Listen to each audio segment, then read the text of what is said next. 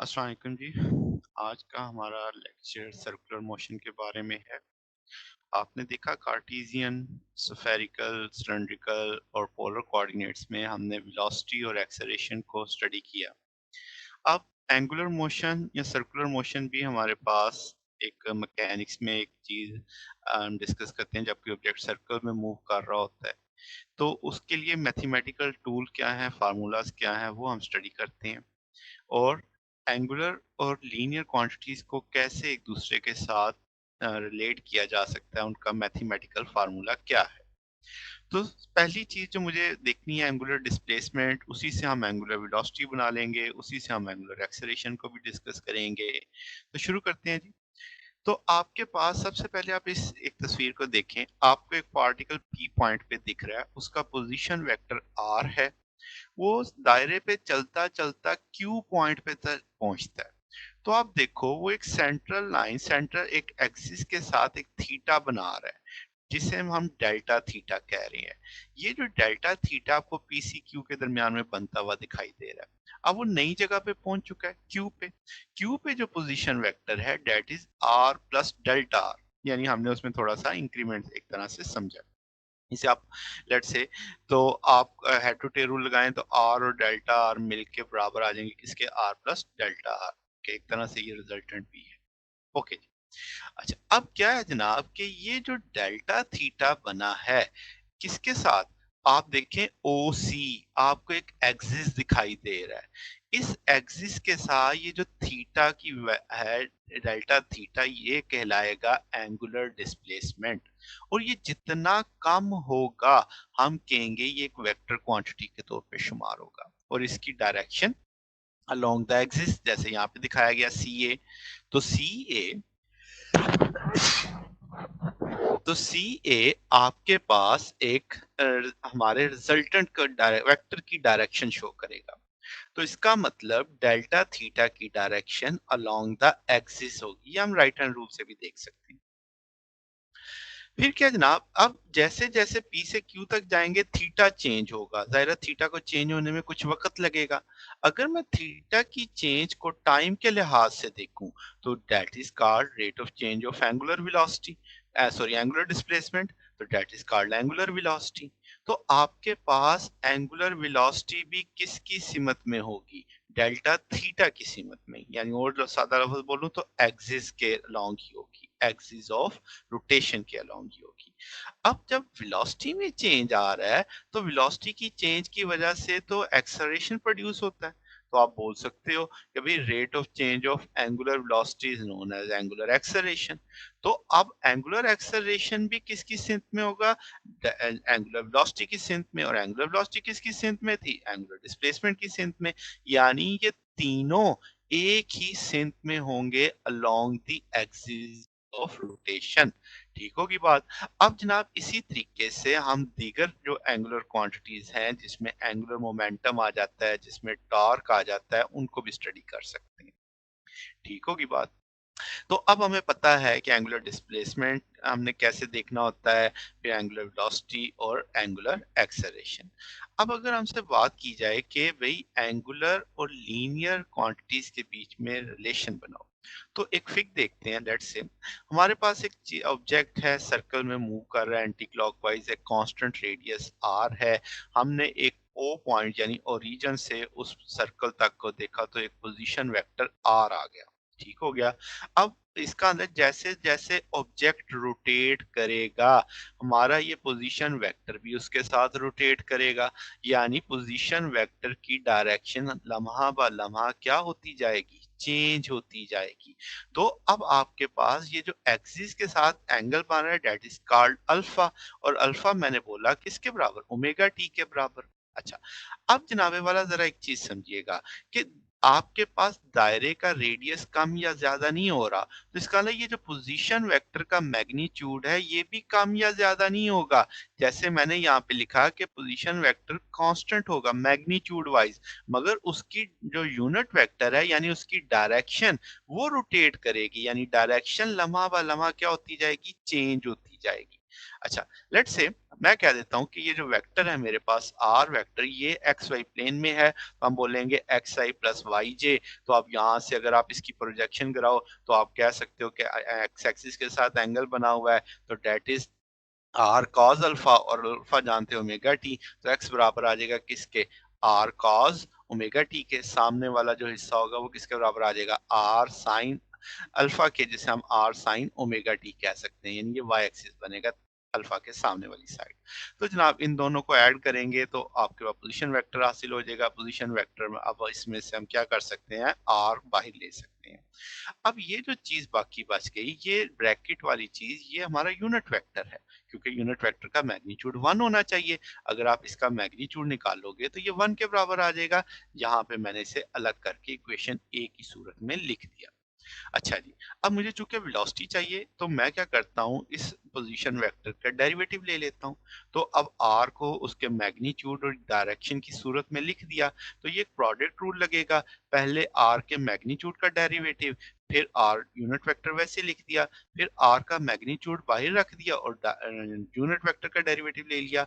अब हम जानते हैं कि दायरे का सर्कल रेडियस जो है वो कांस्टेंट है, जिसकी वजह से पोजीशन वेक्टर का मैग्नीट्यूड भी हर लम्हे कांस्टेंट रहेगा। हाँ, इसलिए उसका डेरिवेटिव क्या हो जाएगा, जीरो। तो इसका ना ये फर्स्ट फैक्टर तो जीरो होने वाला है। तो अब बकिया सिर्फ ये चीज बच गई कि आर मैग्नीट्यूड और D unit vector over D T. अब यूनिट वेक्टर हम सब जानते हैं किसके बराबर है, cos omega T I plus sine omega T J. इसका ना वेलोसिटी अगर निकालनी है तो मुझे यूनिट वेक्टर का डेरिवेटिव लेना पड़ेगा। तो जनाबे वाला, तो हम यूनिट वेक्टर का डेरिवेटिव ले लेते हैं। आर यूनिट वेक्टर की वैल्यू लगा दी, cos ओमेगा टी का derivative sign omega T, angle का डेरिवेटिव लेंगे तो ओमेगा आ जाएगा। सेम पैटर्न पे साइन ओमेगा टी का derivative cos omega T, angle का डेरिवेटिव लेंगे तो ओमेगा बाहर आ जाएगा। अगर मैं इसमें से नेगेटिव कॉमन उठाता हूँ तो नेगेटिव वाला फैक्टर पॉजिटिव हो जाएगा, पॉजिटिव वाला नेगेटिव हो जाएगा। तो जनाबे वाला, क्या आपके पास अब इसको ऐसी छोड़िए, हमारे पास वेलोसिटी का एक फैक्टर आ गया है। तो अगर आप यहाँ से इस फिक्स से देखें, मैं कहता हूँ मुझे ओमेगा क्रॉस आर से लीनियर वेलोसिटी हासिल हो सकती है। तो अगर आप आर यूनिट वेक्टर को उठा के यहाँ ले आए, क्योंकि वेक्टर्स की टेल टू टेल कंसाइड होनी चाहिए जब मल्टीप्लाई करना है, तो omega cross r right hand rule लगाएं तो आपका थंब आप देखेंगे किसकी सिंक में आएगा, वेलोसिटी की सिंक में आएगा। तो इस तरीके से हम ये चीज प्रूव भी कर सकते हैं। अगर मैं कहूँ इसका मैग्नीट्यूड लो, तो जब आप इसका मैग्नीट्यूड ओपन करके लोगे तो आप देखेंगे वो सिर्फ किसके बराबर आ जाएगा, आर ओमेगा के बराबर आ जाएगा। अच्छा जी, अब जनाब हम एक्सेलरेशन जानते हैं कि rate of change of velocity को एक्सेलरेशन कहते हैं। वेलोसिटी का फार्मूला हमारे इल्म में है, वो हम यहाँ पे लगा देंगे। तो आपने वेलोसिटी का टूल यहाँ पे लगा दिया। आर ओमेगा चूंकि हम आर बाहर ले लेंगे, तो आपके पास आर भी कांस्टेंट है, ओमेगा भी कांस्टेंट है, तो इस चीज का डेरिवेटिव लेंगे तो वो factors cos omega T I plus sine omega T j बन जाएगा, जो कि आर यूनिट वेक्टर है। तो इसका मतलब ओमेगा बाहर ले लिया हमने, मैंने एक स्टेप शॉर्ट किया, ओमेगा बाहर जाके स्क्वायर हो जाएगा। तो minus omega square r unit vector. तो जनाबे वाला, अब आपके पास आर और आर यूनिट वेक्टर दोनों मल्टीपल हो रहे हैं, क्या हम इसे आर वेक्टर कह सकते हैं? तो आपके पास इसका मतलब आप ए बराबर आ जाएगा minus omega square r vector के।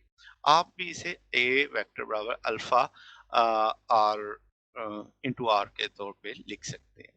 अच्छा जी, अब ये नेगेटिव साइन जो यहाँ पे ये क्या शो कर रहा है, ये सेंट्रीपिटल है, ये बता रहा है कि जो आपका आर वेक्टर है, एक्सेलरेशन इसके अपोजिट आएगा। यानी अगर आर वेक्टर इस सिंक में है तो आपके पास जो एक्सेलरेशन होगा वो इसके अपोजिट सिंक में यहाँ पे आ रहा होगा।